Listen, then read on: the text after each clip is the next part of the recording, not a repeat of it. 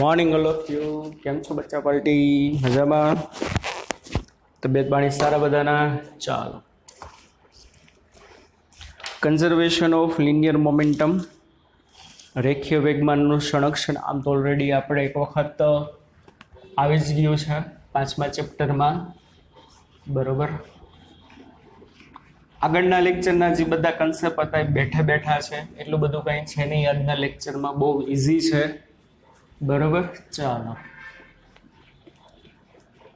તમને ખબર જ છે વાલા બાળકો વેગમાનનું સંરક્ષણ ક્યારે થશે કે જ્યારે તંત્ર ઉપર લાગતું પરિણામી બાહ્ય બળ 0 હોય અથવા તો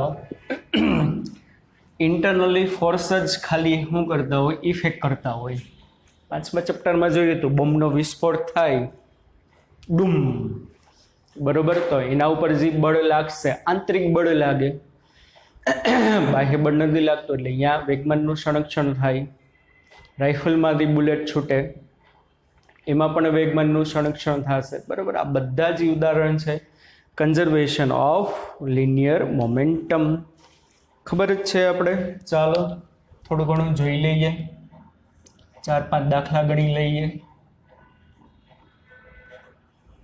કન્ઝર્વેશન ઓફ લિનિયર મોમેન્ટમ રેખીય વેગમાન નું શું થશે સંરક્ષણ ઓકે ચાલો લાસ્ટ લેક્ચરમાં તમને સમજાયું તેમ માની લો કોઈ એક આ પદાર્થ છે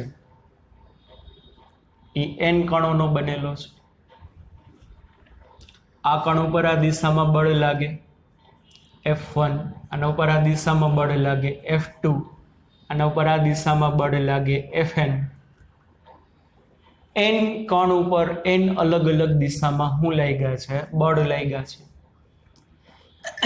બરોબર અને માની લ્યો પદાર્થ આ દિશામાં જાય છે v જેટલા વેગથી તો પદાર્થનો મારા વાલા બાળકો આ જે વેગ હશે ને વેગ કોનો હશે એના સેન્ટર ઓફ માસનો કોનો વેગ હશે સેન્ટર ઓફ માસનો શું સૂત્ર આવતું યાદ કરો VCM બરાબર m1 v1 m2 v2 up to mn vn by m1 plus m2 up to mn બરાબર એટલે કુલ માસ થશે અહીંયા ગુણાકારમાં આવે એટલે આ શું થશે અને પેલા બધું સમજાવી દીધું છે MVCM m1 v1 એટલે પહેલા કણનું વેગમાન બીજા કણનું વેગમાન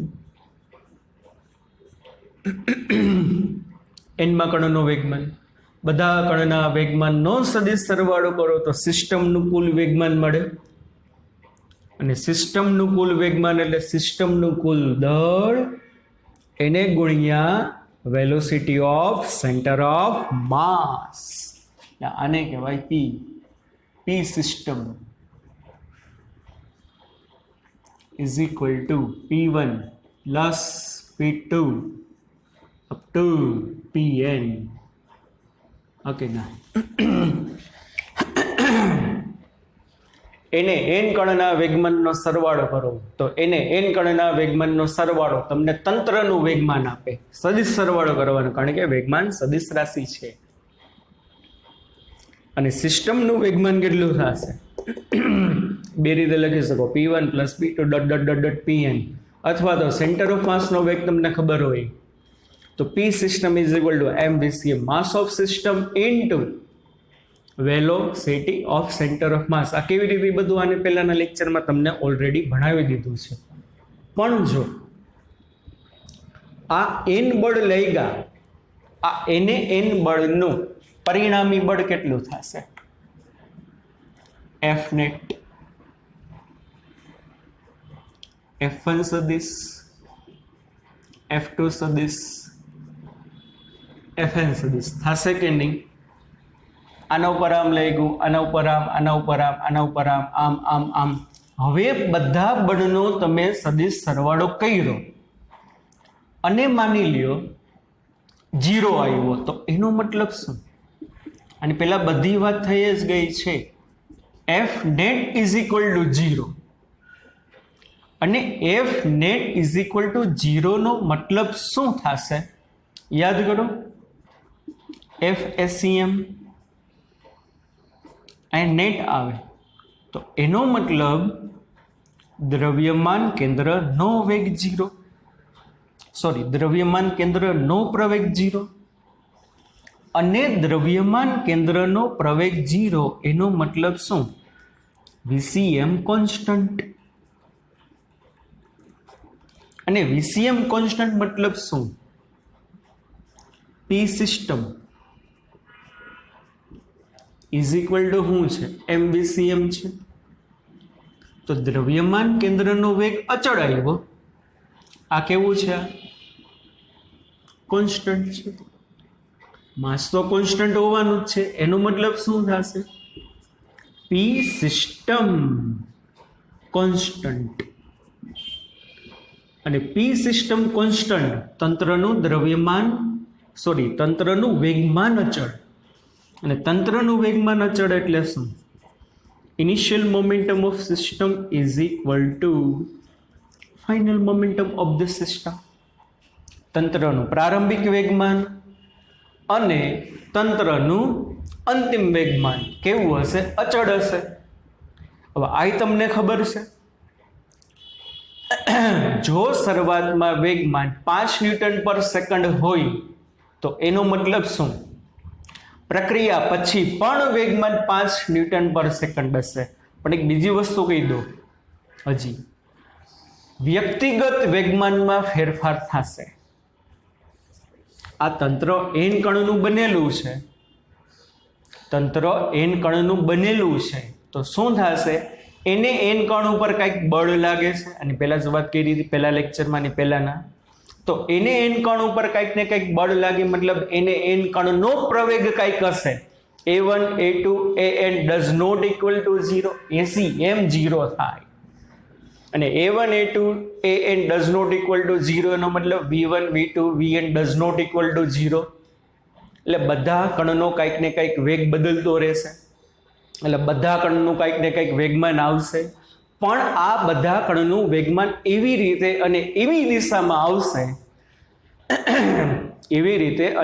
દિશામાં આવશે કે જેથી કરીને એનું પ્રારંભિક જેટલું મોમેન્ટમ હતું ને એટલું જ મોમેન્ટમ અંતિમ હશે. Initial momentum of the system is equal to final momentum of the system. અને તંત્ર 2 કણનું બનેલું હોય તો અહીંયા 2 કણનું પ્રારંભિક વેગમાન લેવાનું, સામે 2 કણનું અંતિમ વેગમાન લેવાનું. કે નથી સમજાતું? હા કે ના? બસ બીજોમાં કાંઈ નથી.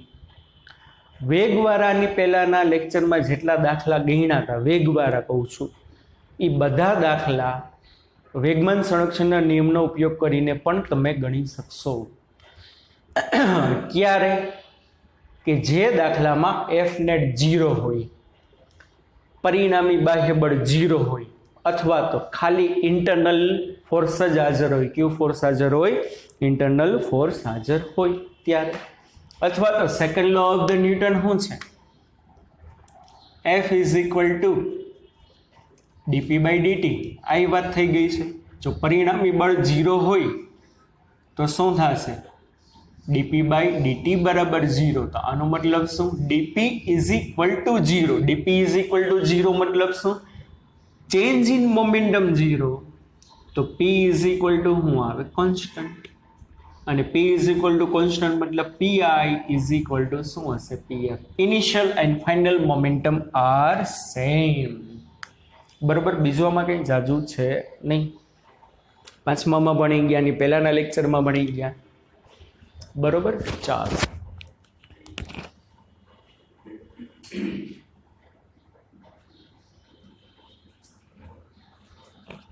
આગળ આના 4-5 દાખલા ગણીએ તો વધુ મજા આવશે.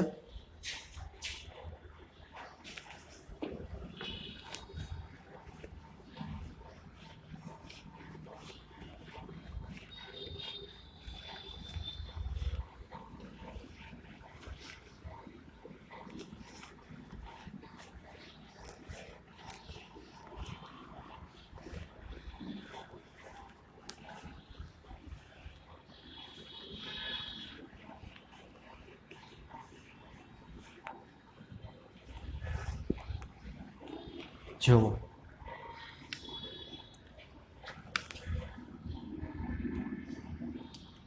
કોઈ એક ન્યુક્લિયસ છે. હવે આ ન્યુક્લિયસ છે ને પ્રારંભમાં સ્થિર અવસ્થામાં છે. પ્રારંભમાં કેવી અવસ્થામાં છે? સ્થિર અવસ્થામાં છે. અને માની લ્યો એનું દળ કંઈક છે, સપોઝ m ડેશ. હવે આ ન્યુક્લિયસે પોતાનામાંથી આલ્ફા કણનું ઉત્સર્જન કર્યું. 12મા ધોરણમાં આવશે. આમાંથી એને આલ્ફા કણ બારે કાઢ્યો. શું બારે કાઢ્યો? આલ્ફા કણ. અને આલ્ફા કણ છે ને આ દિશામાં v જેટલા વેગથી જાય છે. અને આલ્ફા કણનું દળ દાખલા તરીકે સ્મોલ m છે અને બાકીના બચેલા ન્યુક્લિયસનું દળ કેપિટલ M છે. મૂળ ન્યુક્લિયસનું દળ m ડેશ હતું. હવે ન્યુક્લિયસ આમ હતું, એને એમાંથી આલ્ફા કણ બહાર કાઢ્યું, ઝૂમ. આલ્ફા કણ આમ ગયો v જેટલા વેગથી. તો ત્રીજા નિયમ અનુસાર પાછળ બળ લાગશે. એટલે આ ન્યુક્લિયસ આમ ગતિ કરશે. સમજાય છે? પાછળની દિશામાં બચેલું ન્યુક્લિયસ હશે ને દળ બદલી જાય. કોકે કાં ભાઈ ન્યુક્લિયસનું પોતાનું કંઈક દળ હતું શરૂઆતમાં સ્થિર અવસ્થામાં, તો એની પ્રારંભિક અવસ્થા છે. કઈ અવસ્થા છે? પ્રારંભિક. આ એની કઈ અવસ્થા છે? અંતિમ અવસ્થા છે. એને પોતાનામાંથી અમુક કણ બારે કાઢ્યા, તો અમુક કણ બારે કાઢી નાખ્યા મતલબ એનું દળ ઘટી જાય. m ડેશમાંથી માની લ્યો m થઈ ગયું. એના આલ્ફા કણ બારે કાઢ્યો, પચક. તો સામે આલ્ફા કણને બારે કાઢવા માટે એને આમ ફોર્સ લગાડ્યો, તો ત્રીજા નિયમ અનુસાર આલ્ફા કણ પાછળ બળ લગાડશે. તો પાછળ છે ને u જેટલા વેગથી ગતિ કરશે. તો તમારે શું ગોતવાનું છે? આ બચેલા ન્યુક્લિયસનો વેગ કેટલો? બરોબર, આ બચેલા ન્યુક્લિયસનો વેગ કેટલો? સિમ્પલ. શું થાય? બોલો હાલો. અહીંયા એક પણ પ્રકારનું બાહ્ય બળ નહીં લાગે. અંદર ઇન્ટરનલ ફોર્સને કારણે આલ્ફા કણ બારે આવ્યું. એટલે અહીંયા શું છે? F નેટ 0 છે. એટલે શું થશે? Initial momentum of system is equal to final momentum of system. શરૂઆતમાં તંત્ર આલ્ફા કણ બારે આવ્યું એને પહેલા સ્થિર હતું એટલે 0. પછી ફાઇનલ મોમેન્ટમ આનું વત્તા આનું મોમેન્ટમ કેટલું હશે? કેપિટલ M માઇનસ યુ, કારણ કે આમ પાછળ જાય છે, વત્તા આનું કેટલું હશે? Small m into v. આ બાજુ આવે એટલે capital M into you is equal two small m into v. Therefore u is equal to mv upon capital M. શું થશે? mv upon capital M. Okay, સમજાય છે કે નહીં? બોલો. ચાલો, બચેલા ન્યુક્લિયસનો વેગ આટલો હશે. એક એક્ઝામ્પલ લઈને સમજાવું. દાખલા તરીકે આ યુરેનિયમનું ન્યુક્લિયસ છે અને શરૂઆતમાં સ્થિર અવસ્થામાં છે. હવે જોજો, આ ટાઈપના પૂછાય છે. યુરેનિયમનું ન્યુક્લિયસ એટલે લખાય હોય ને 92 યુરેનિયમ, દાખલા તરીકે 235. બરાબર, 92 યુરેનિયમ 235. આ 235 છે ને એટોમિક માસ આપે. શું આપે વાલા બાળકો? 235 એનો આપે એટોમિક માસ. સમજો. હવે શું થાય? આમાંથી એને આલ્ફા કણનું ઉત્સર્જન કર્યું. આલ્ફા કણ આ દિશામાં માની લ્યો 100 મીટર પર સેકન્ડના વેગથી ગતિ કરે છે. અને આલ્ફા કણ એટલે શું? 2He4. આ છે ને એનો એટોમિક નંબર આપે, પરમાણુ ક્રમાંક.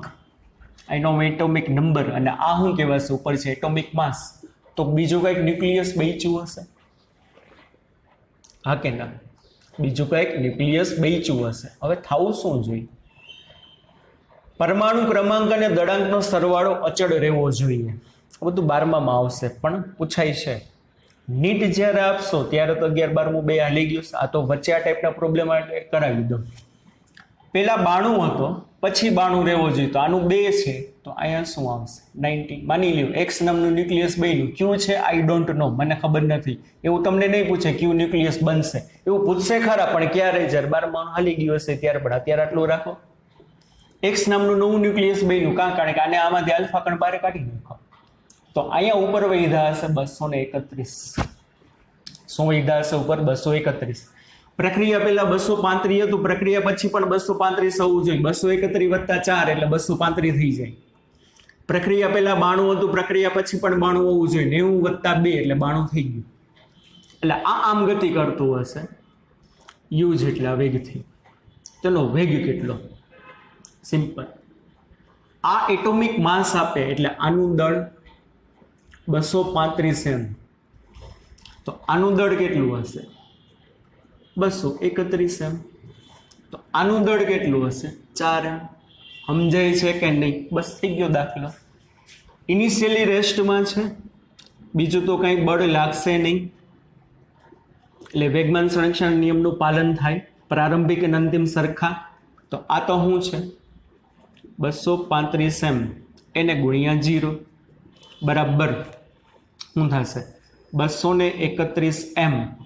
આ દિશામાં જાય છે એટલે -u, કારણ કે આલ્ફા કણ એને 12 આમ ગયું પૂછ્યું, તો આ પાછળ આવશે ડ્રીમ, પાછળ બળ લાગશે, પ્લસ આલ્ફા કણનું દળ 4m એને ગુણ્યાની વેલોસિટી 100. ઓકે વાલા બાળકો, આ 0 છે, આ બાજુ આવે એટલે પ્લસ થાય. 231 m into u is equal two 4 × 100 એટલે 400 m. હા કે ના? બે બાજુથી શું થશે? mm કેન્સલ, તો u બરાબર 400/231 બરોબર આટલો મીટર પર સેકન્ડ. બચેલા ન્યુક્લિયસનો વેગ આટલો હશે. સમજાણું છોકરાઓ? ચાલો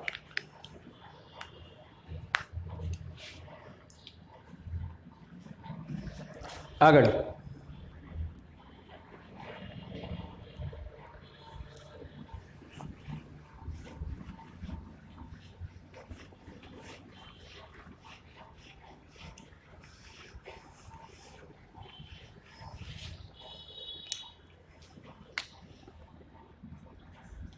એક રાઇફલ છે,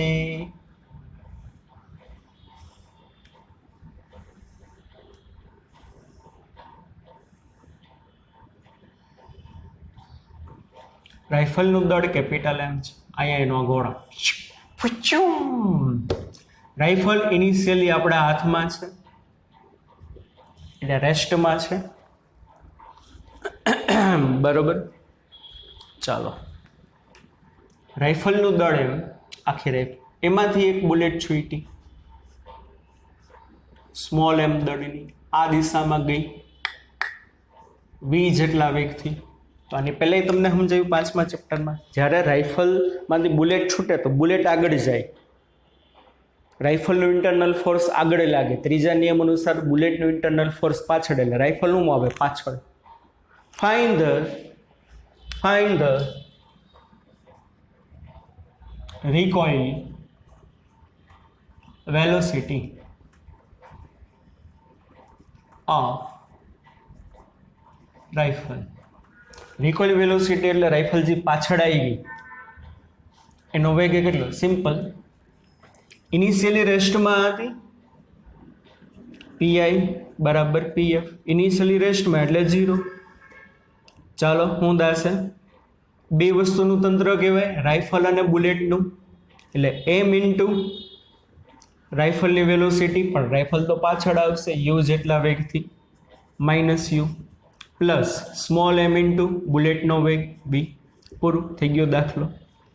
mu is equal to mv. તો velocity of rifle is equal to mv by capital M. Done. સમજાણું?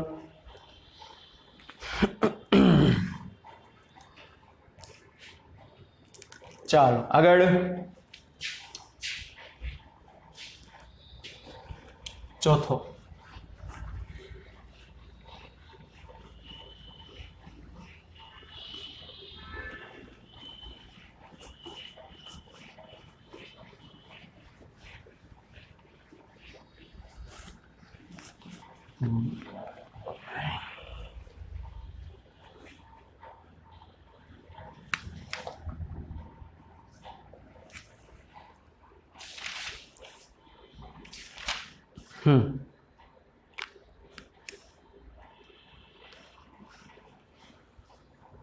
સરસ મજાનો એક દાખલો છે.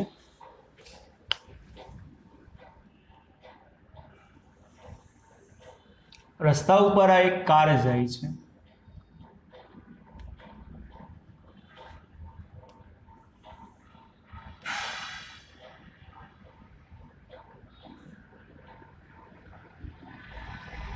કાર અને એની અંદર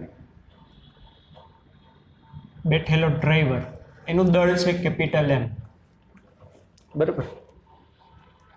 અને આ દિશામાં v જેટલા વેગથી ગતિ કરે છે. અહીંયા હવામાં એક પર્સન છે, એનું દળ સ્મોલ m છે. એટલે આ જે છે ને ઇનિશિયલ પોઝિશન છે. હવે શું થઈ છે, આ માણસ છે ને, માણસ કાર ઉપર લેન્ડ થાય છે.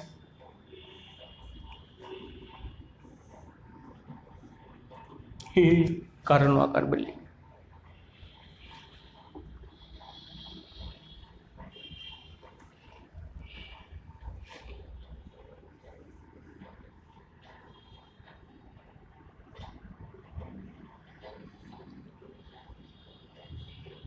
માણસ કાર ઉપર આવ્યો પણ વિધાઉટ એની એક્સટર્નલ ફોર્સ, એવું આપણે ધારવાનું છે. માણસ કાર ઉપર પડે છે વિધાઉટ એની એક્સટર્નલ ફોર્સ, બરોબર. કારનું દળ કેપિટલ M, માણસનું દળ સ્મોલ m. તો માણસ આવ્યો એના પછી કારની વેલોસિટીમાં આ દિશામાં u છે. કેટલી છે? u છે. તો આપણે શું કરવાનું છે, માણસ આવે ને એના પછી કારની વેલોસિટી કેટલી? સાવ સહેલું. આ કઈ પોઝિશન છે? ફાઇનલ. માણસ ગતિ કરતો કરતો આમાં આવે છે. લખો.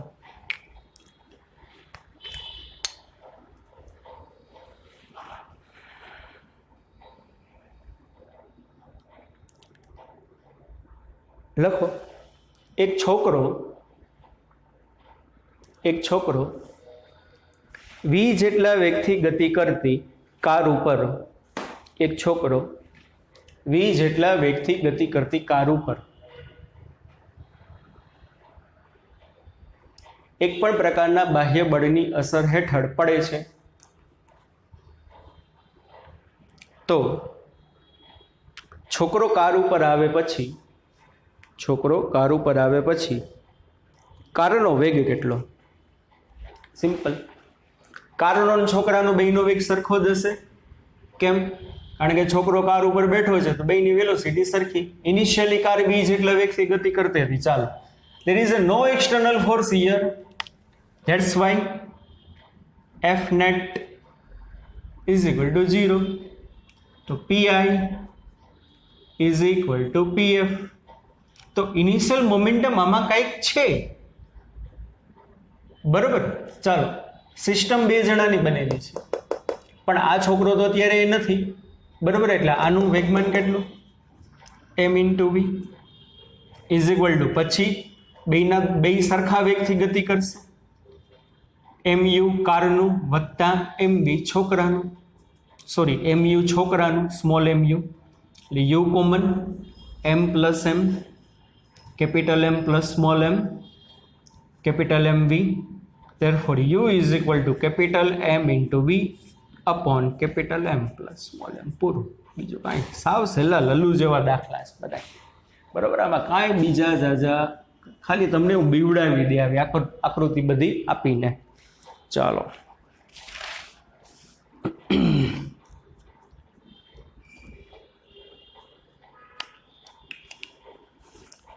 આની પેલા જે દાખલા ગણ્યા હતા એના જેવું જ છે. એક ટ્રોલી છે,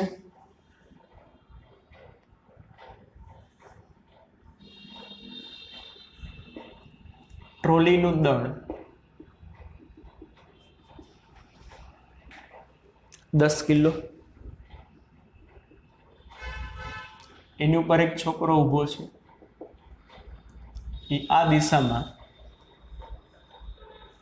2 મીટર પર સેકન્ડના વેગથી, માસ ઓફ બોય કેટલું આપેલું 20 kg, આ દિશામાં 2 મીટર પર સેકન્ડના વેગથી જાય છે. Velocity of boy but respect to trolley આપી છે, બરોબર. લખો આકૃતિમાં દર્શાવ્યા પ્રમાણે 10 કિલોગ્રામની ટ્રોલી પર 20 કિલોગ્રામ દળનો એક છોકરો ઊભો છે. શરૂઆતમાં જો તંત્ર સ્થિર અવસ્થામાં હોય, શરૂઆતમાં જો તંત્ર સ્થિર અવસ્થામાં હોય અને છોકરો ટ્રોલી પર ટ્રોલીની સાપેક્ષે, છોકરો ટ્રોલી પર ટ્રોલીની સાપેક્ષે 2 મીટર પર સેકન્ડના વેગથી ગતિ કરવા માંડે, 2 મીટર પર સેકન્ડના વેગથી ગતિ કરવા માંડે, તો ટ્રોલીની રિકોઇલ ઝડપ કેટલી? ટ્રોલીની રિકોઇલ ઝડપ કેટલી? એટલે ટ્રોલી ક્યાં જશે? પાછળ જશે. અને પહેલા લેક્ચરમાં કીધું તો આમ જશે, ટ્રોલી ક્યાં જાય? પાછળ. માની લ્યો ટ્રોલી પાછળ ગઈ, કેટલી વેલોસિટીથી? યુ તમારે ગોતવાનું. ચાલો શું થશે? there is a no external force here, that's why શું થાય? pi is equal to pf. રકમમાં કીધું. અને પહેલાના લેક્ચરમાં ટાઈપનો દાખલો વીસીએમની મેથડથી કર્યો હતો, એ જ દાખલો આ રીતે પણ કરો, જવાબ આવી જાય. ચાલો ઇનિશિયલી મોમેન્ટમ 0, ફાઇનલી મોમેન્ટમ શું થશે? માસ of boy, velocity of boy plus mass of trolley, velocity of trolley. ચાલો 0 બરાબર માસ of boy 20 into velocity of boy. ઘણા ડાયરેક્ટ હું મૂકી દેશે 2. ના, નહીં હાલે. હું કામ ને નહીં હાલે? બોલો બોલો બોલો બોલો બોલો. ટ્રોલીનો વેગ અહીંયા જે આવશે જમીનની સાપેક્ષે, પણ બોયનો જે વેગ આપ્યો ટ્રોલીની સાપેક્ષે, તો શું ફાઇન્ડ કરવાનું? Velocity of boy with respect to ground. Simple. Velocity of boy with respect to trolley is equal two, આવડવું જ જોઈએ, 2 આમ યુ પાછળ એટલે 2 માઇનસ યુ આવશે, પણ જોઈ લઈ તમને મજા આવે એટલે.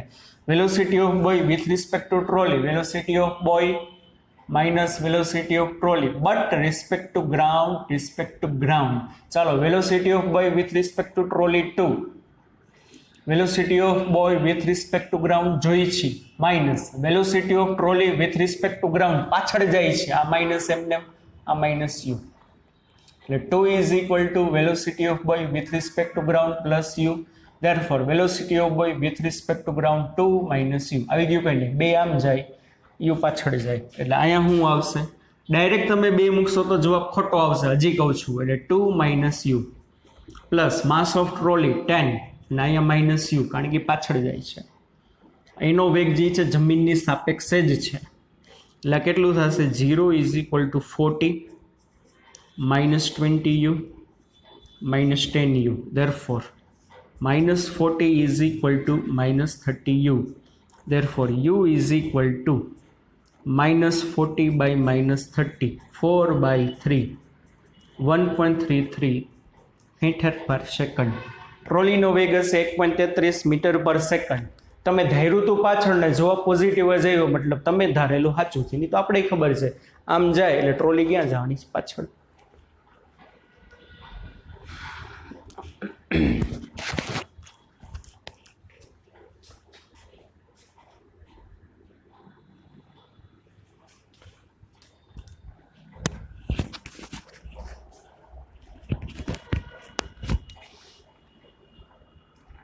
ચલો એના પછીનો એક માઇનોર એવો ચેન્જ કર્યો છે પછીના દાખલામાં.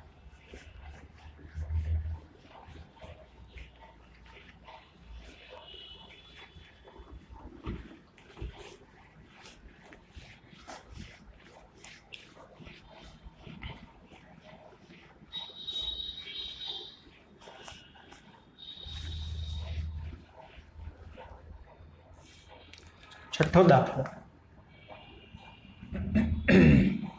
ટ્રોલી છે,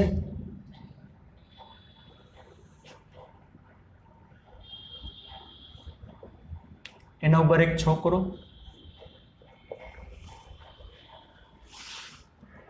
ટ્રોલીનું દળ 20 kilo, mass of trolley 20 kg,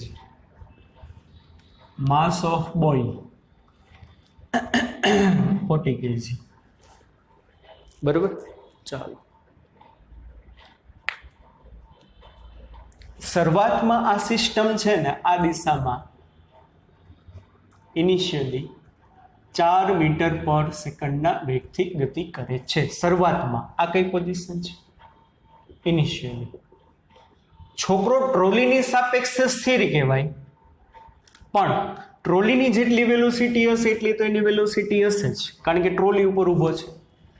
finally શું થયું કે ભાઈ આ છોકરો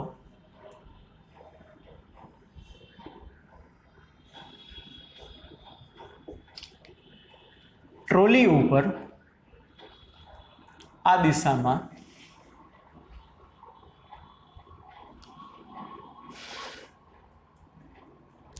2 મીટર પર સેકન્ડના વેગથી શું કરવા માંડે છે? દોડવા માંડે છે. તો એને પરિણામે ટ્રોલીનો કંઈક વેગ આવશે. પછી માની લ્યો આ દિશામાં છે યુ, આ કઈ પોઝિશન છે? ફાઇનલ. કઈ પોઝિશન છે? ફાઇનલ પોઝિશન છે. લખો, પહેલા રકમ લખો. આકૃતિમાં દર્શાવ્યા પ્રમાણે શરૂઆતમાં ટ્રોલી અને છોકરાના તંત્રનો પ્રારંભિક વેગ 4 મીટર પર સેકન્ડ છે. આકૃતિમાં દર્શાવ્યા પ્રમાણે શરૂઆતમાં ટ્રોલી અને છોકરાના તંત્રનો વેગ 4 મીટર પર સેકન્ડ છે. જો છોકરો, એક મસ્ત વસ્તુ છે, જો છોકરો ટ્રોલીના અંતિમ સ્થિતિના વેગની સાપેક્ષે 2 મીટર પર સેકન્ડના વેગથી દોડે. ફરીથી બોલું છું, જો છોકરો ટ્રોલીના અંતિમ સ્થિતિના વેગની સાપેક્ષે 2 મીટર પર સેકન્ડના વેગથી દોડવાનું શરૂ કરે તો ટ્રોલીનો વેગ કેટલો? કોકે ના સમજાણો સર? છોકરાએ 2 મીટર પર સેકન્ડના વેગથી દોડવાની શરૂઆત કરી. ક્યારે દોડવાની શરૂઆત કરી?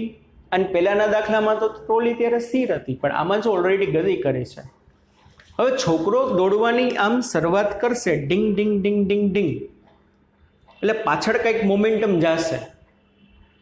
તો મને ખબર નથી કે ટ્રોલીનો નવો વેગ આગળ આવશે કે પાછળ. છોકરો જ્યારે સ્થિર ઊભો હતો ત્યારે ટ્રોલી આગળ જતી હતી 4ના વેગથી, પણ છોકરાએ જ્યારે દોડવાની શરૂઆત કરી 2 મીટર પર સેકન્ડના વેગથી, ત્યારે ટ્રોલીનો નવો વેગ પાછળ હશે કે આગળ? આઈ ડોન્ટ નો, પણ મેં ધારી લીધું. ધારો કે ટ્રોલી આગળ જ જાય છે નવા વેગથી, એટલે 4માં કંઈક ઘટાડો થશે, કારણ કે છોકરો દોડવાનું ચાલુ કરે એટલે. તો એ નવો વેગ જે છે, છોકરો દોડવાનું ચાલુ કરે પછી યુ જેટલો છે, પણ છોકરાનો જે વેગ આપેલો છે ને 2 મીટર પર સેકન્ડ, એ 2 મીટર પર સેકન્ડ જો ટ્રોલીના 2 વેગ છે, એક છોકરો દોડતો નહોતો ત્યારનો અને બીજો ક્યારનો? છોકરાએ દોડવાની શરૂઆત કરી પછીનો. તો છોકરાનો જે વેગ આપ્યો છે ને 2 મીટર પર સેકન્ડ, ટ્રોલીનો જે અંતિમ વેગ હોય ને એની સાપેક્ષે. સમજો, શું છોકરાનો 2 મીટર પર સેકન્ડ જે વેગ છે ટ્રોલીના પ્રારંભિક વેગની સાપેક્ષે કે અંતિમ વેગની સાપેક્ષે? રકમમાં ચોખવટ કરી છે એટલે આવી નાની નાની ઢગલું ભૂલું થાય બાળકો. એટલે ઘણા તો વિચારી લે કે ભાઈ ટ્રોલી 4ના વેગથી જાતી હતી એટલે છોકરો આ દિશામાં 2ના વેગથી દોડવા માંડ્યો. એમ નહીં, તમને રકમમાં શું કીધું છે જુઓ, સમજાય છે? તો હવે આમાં શું થશે બોલો? વેલોસિટી ઇનિશિયલ ફાઇનલ પોઝિશનમાં velocity of boy with respect to trolley is equal to velocity of boy with respect to ground minus velocity of trolley with respect to ground. ચાલો, velocity of boy with respect to trolley આગળ ગયો એટલે 2 બરાબર velocity of boy with respect to ground minus, માની લ્યો મેં એવું ધાર્યું છે, મને ખબર નથી શું છે, આગળ જશે કે પાછળ, પણ મેં ધારી લીધું કે આગળ ને આગળ જ હજી ગતિ કરે છે, પણ આમાં કંઈક રિડ્યુસ થઈ જશે. ટ્રોલીનો વેગ આગળ જ છે એટલે velocity of trolley with respect to ground ધન એક્સ દિશામાં જ છે. આ માઇનસ તો સૂત્રના અહીંયા યુ, તો velocity of boy with respect to ground આ બાજુ આવે એટલે પ્લસ એટલે 2 પ્લસ યુ. તો ફાઇનલ વેલોસિટી બોયની 2 પ્લસ યુ હશે, ટ્રોલીની ફાઇનલ વેલોસિટી યુ હશે. ચાલો શું થાય? F net is equal to 0, therefore PI is equal to PF, PI is equal to PF. ચાલો, initial momentum of the system કંઈક થશે. છોકરો ઓમ સ્થિર કહેવાય પણ ઓમ ગતિ કરતો હોય. ચાલો શું થશે? 20 + 40 × 4 is equal to ફાઇનલ પોઝિશનમાં છોકરાનું દળ 40, એનો વેગ કેટલો? 2 + u પ્લસ ટ્રોલીનું દળ 20, એનો વેગ કેટલો? યુ આગળ જ ધાર્યો છે એટલે આ કેટલું થશે? 40 ને 20 60, 60 ગુણ્યા 4 એટલે 6 ચોક 24, 240, 40 ગુણ્યા 2 80, 40 ગુણ્યા યુ 40 યુ પ્લસ 20 યુ, આ બાજુ આવે એટલે 240 માંથી 80 જાય એટલે 160 થાય કે નહીં? 80 આ બાજુ આવે એટલે 160 બરાબર 60 u.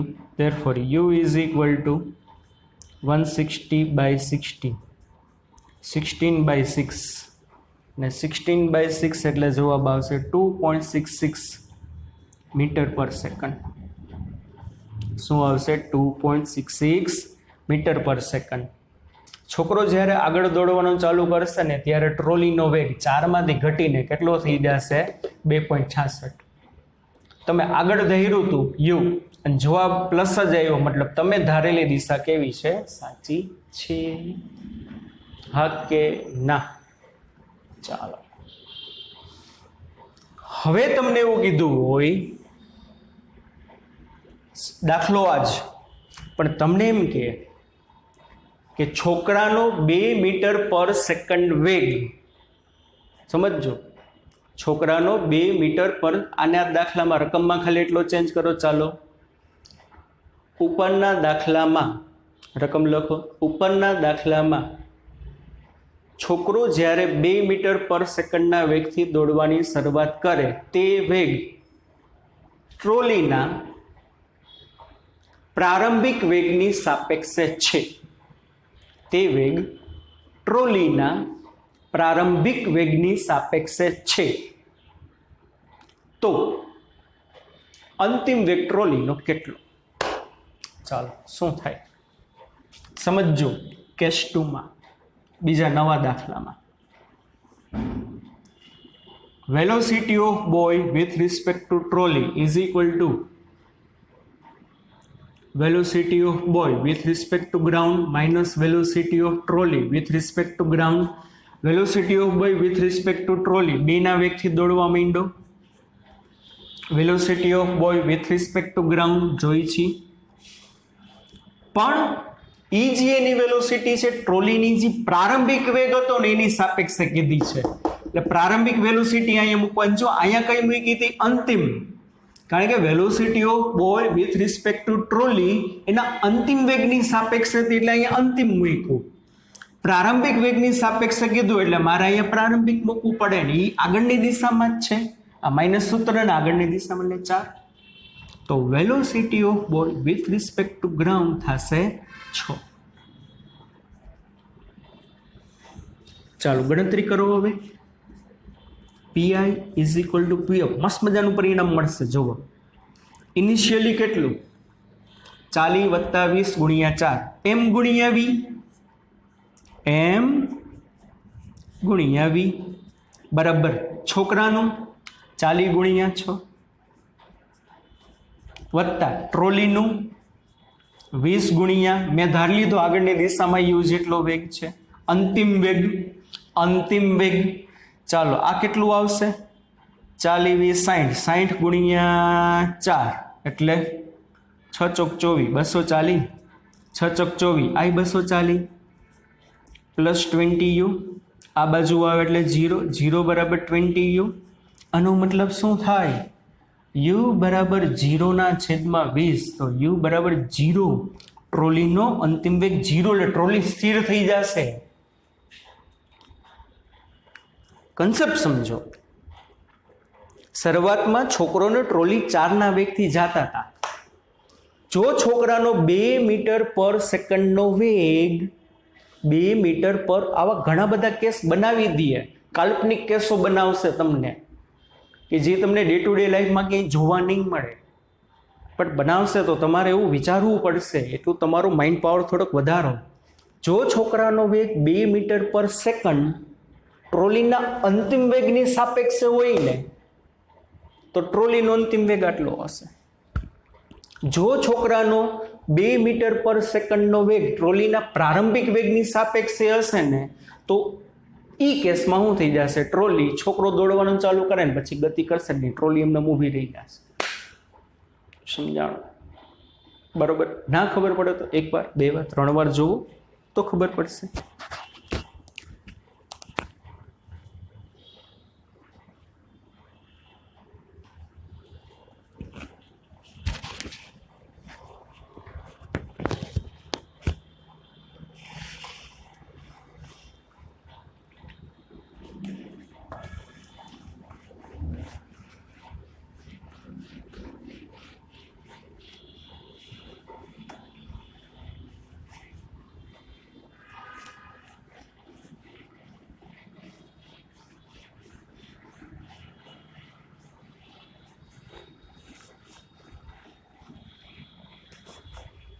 ચાલો જુઓ એક મસ્ત છે દાખલો.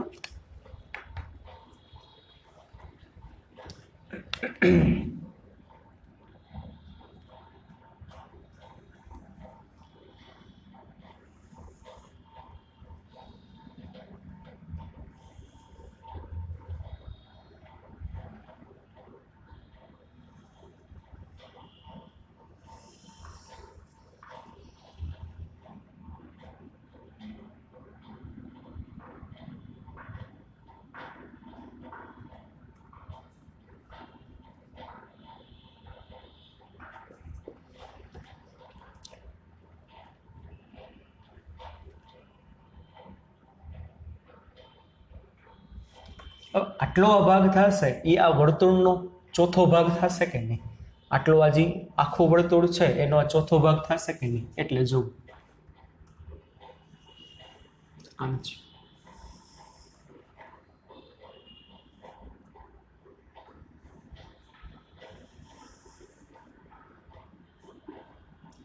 અહીંયા ઉપર બીજો કટકો હશે, હજી એક બીજો કટકો. આપણે ચોથો ભાગ ધ્યાનમાં લીધો. બરોબર? અહીંયા એક બ્લોક છે.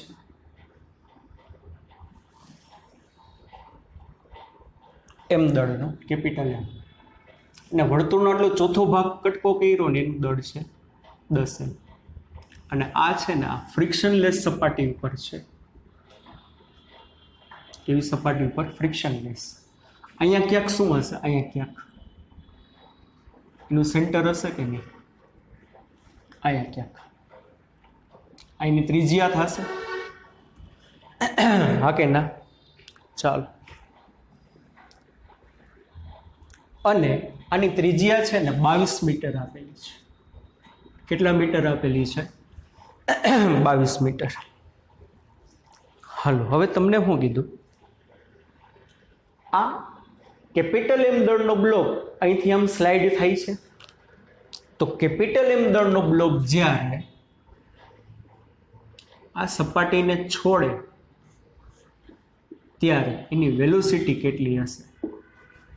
કેપિટલ એમ દળનો બ્લોક આ ઢાળવાળી સપાટી બધી સરકતા સરકતા સરકતા આમ આવ્યો, તો જ્યારે એ સપાટીને છોડશે ને ત્યારે એની વેલોસિટી કેટલી હશે?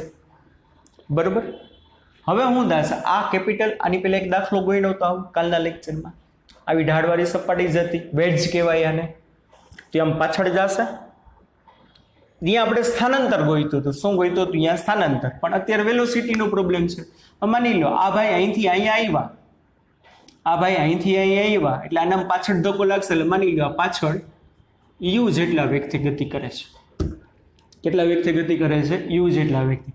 તો આ બ્લોક જ્યારે અહીંથી આ સપાટીને લીવ કરે ને ત્યારે એની વેલોસિટી કેટલી?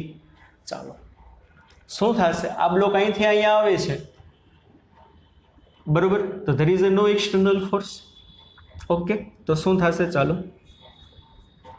F net is equal to 0, એટલે PI is equal to PF. શરૂઆતમાં તો સિસ્ટમ સ્થિર છે, પીએફ એટલે આ બ્લોક, આ કેપિટલ એમ દળનો બ્લોક અહીંથી લીવ થાય ત્યારે એની વેલોસિટી વી, એટલે capital M into V, plus આ વેજનો દળ 10m, પણ એ આમ જશે એટલે માઇનસ યુ, એટલે 10mu is equal to mv. mm cancel, તો v બરાબર શું થશે? 10u. આ નાનો બ્લોક જ્યારે ઢાળની સપાટીને છોડે ને ત્યારે એની વેલોસિટી કેટલી હશે? 10u. હવે મને આની કેટલી વેલોસિટી છે આપી હોત તો આમાં ખબર પડી જાય, પણ નથી આપી. ત્રીજે આપી એટલે એનો કંઈક તો ઉપયોગ થતો હશે. જુઓ, આ બ્લોક અહીંથી અહીંયા આવે છે, બીજું એક પ્રકારનું બળ હાજર છે નહીં, ઘર્ષણ બળ કે કાંઈ હાજર છે નહીં, એટલે પ્યોર સંરક્ષી બળની અસર હેઠળ ગતિ કરે છે. એટલે યાંત્રિક ઉર્જા સંરક્ષણના નિયમનું પાલન થશે. કયા નિયમનું પાલન થશે? યાંત્રિક ઉર્જા સંરક્ષણના નિયમનું પાલન થાય. યાંત્રિક ઉર્જા સંરક્ષણ ના નિયમ મુજબ initial total energy of the system is equal to initial final energy of the system. ચાલો શું થશે? અહીં ki વત્તા ui, kf વત્તા uf. તંત્રની શરૂઆતની ગતિ ઉર્જા કેટલી? 0, કારણ કે I સ્થિર, I સ્થિર. તંત્રની પ્રારંભિકની સ્થિતિ ઉર્જા કેટલી? તંત્રની પ્રારંભિક સ્થિતિ ઉર્જા કેટલી? આ તો જમીન ઉપર છે એટલે આની સ્થિતિ ઉર્જા 0, પણ આ બ્લોક અહીંયા છે, બોલો એ બ્લોક શરૂઆતમાં કેટલી હાઈટે કહેવાય? બ્લોક શરૂઆતમાં આટલી. આ તો મેં આટલું જાડું દોર્યું છે, બાકી આ નિગ્લેજિબલ હોય, આ નિગ્લેજિબલ હશે. તો બ્લોક જે છે કેટલી હાઈટે કહેવાય? ત્રિજ્યા જેટલી. શરૂઆતમાં બ્લોક જે છે કેટલી હાઈટે કહેવાય? ત્રિજ્યા જેટલી, એટલે mgh, એટલે mgr.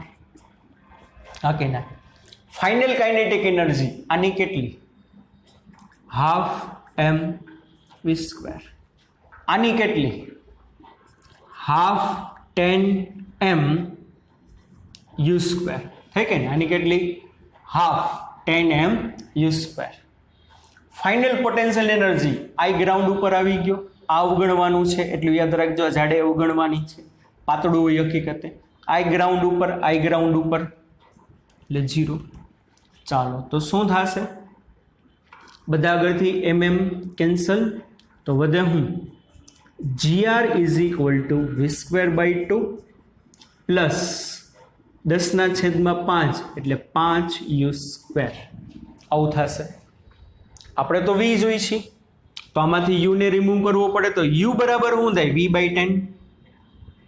u બરાબર v/10. ચાલો તો શું થશે? મૂકો કિંમત.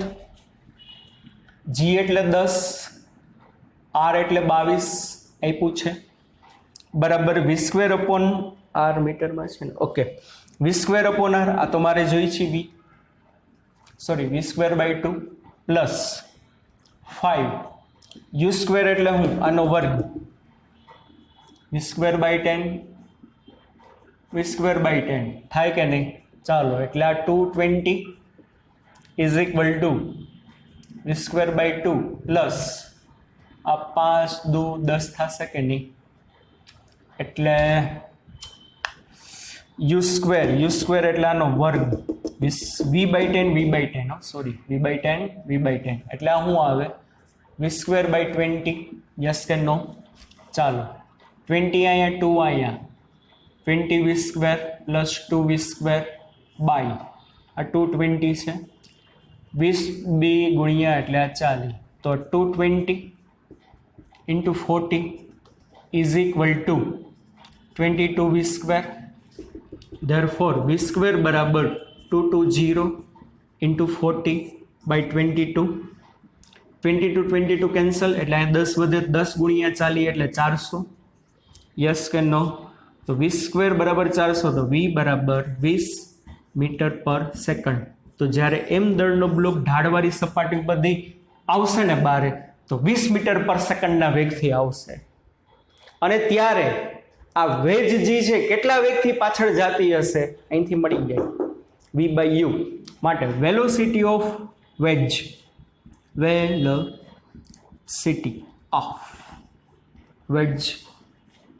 કેટલી થશે? u is equal two v/10 કેટલી થશે? v/10 એટલે v કેટલું આવ્યું 20/10 એટલે 2 મીટર પર સેકન્ડ. જો પોઝિટિવ આવ્યું મતલબ તમે પાછળ દઈરું તો જો છે. સમજાવવાનું કે નહીં?